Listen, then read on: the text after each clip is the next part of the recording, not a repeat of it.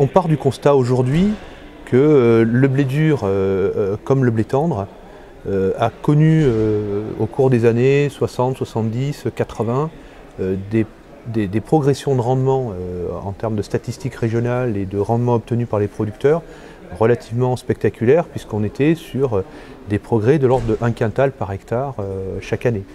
Et puis au cours des années 90, on a assisté à une inflexion de ce progrès de la production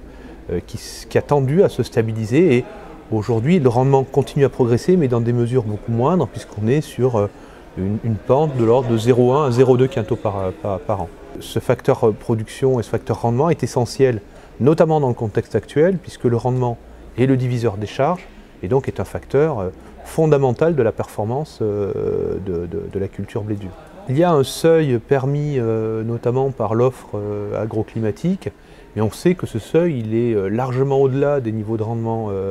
actuellement atteints, on a aujourd'hui la certitude qu'on peut encore progresser en termes de rendement sur ces espèces. Quand on fait le tour des facteurs qui peuvent jouer sur le rendement, je veux dire, on peut faire, pour faire simple, 3 paquets. Un premier paquet qui est toute la partie progrès génétique, un deuxième paquet qui est la maîtrise de la culture, et puis un troisième paquet qui est les effets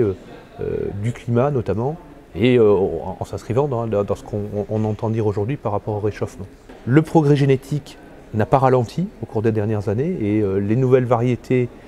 qui arrivent et qui sont cultivées par les producteurs continuent à apporter des gains de rendement en préservant la qualité. Deuxième point, sur les aspects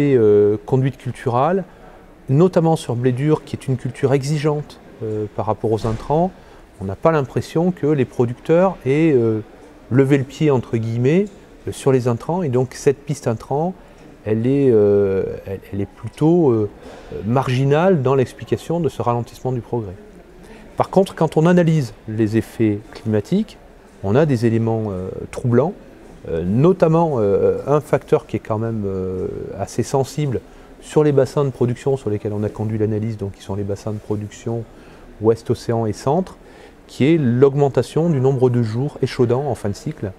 donc de jours où on a des températures très élevées et qui peuvent se traduire par une diminution du remplissage du grain et donc du rendement. Au-delà de ces aspects progression du rendement, il y a des choses à travailler, et notamment essayer de rechercher le maximum d'efficacité des intrants apportés sur la culture. D'autant plus qu'on est dans un contexte pour les producteurs compliqué. Le rendement il est géré par la fertilisation azotée, donc si on veut faire du rendement, il faut apporter de l'engrais.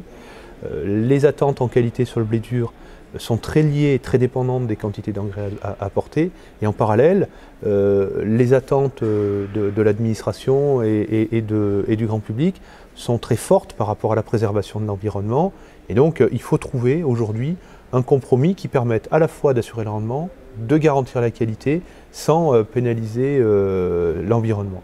Donc la fertilisation azotée à ce titre-là est quelque chose à regarder très attentivement.